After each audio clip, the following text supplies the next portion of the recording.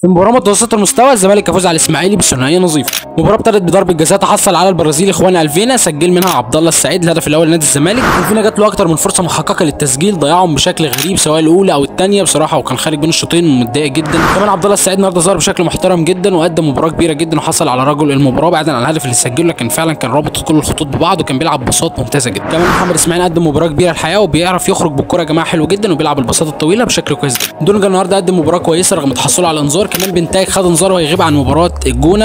ايضا البرازيلي اخوان الفينا يتحصل على انذار وهيغيب عن مباراه الجونه. الشوط الثاني عدي الدباغ بيسجل الهدف الثاني نادي الزمالك، الراجل بيسجل هدف بخطا قاتل من لاعب نادي الاسماعيلي. اظن الاسماعيلي محتاج تدخل سريع جدا يا جماعه اداريا لتصحيح المسار، لان المستوى اللي بيظهروا بيه احتمال كبير جدا يؤدي لهبوطهم هذا الموسم. كمان اصابه عمر جابر هتبعده عن مباراه الجونه القادمه بالنسبه لنادي الزمالك، واحتمال كبير كمان تبعده عن مباراه الاهلي. في النهايه مباراه في المجمل ممتازه من نادي الزمالك، فوز يعني اكيد مستحق، فوز كان متوقع طبعا ان هم يكسبوا الاسماعيلي النهارده. لو وصلت معانا لحد هنا اتمنى تعمل لايك للفيديو يا صديقي لو عجبك، واشترك في القناه عشان يوصلك كل جديد وفعل جرس التنبيهات، والسلام عليكم.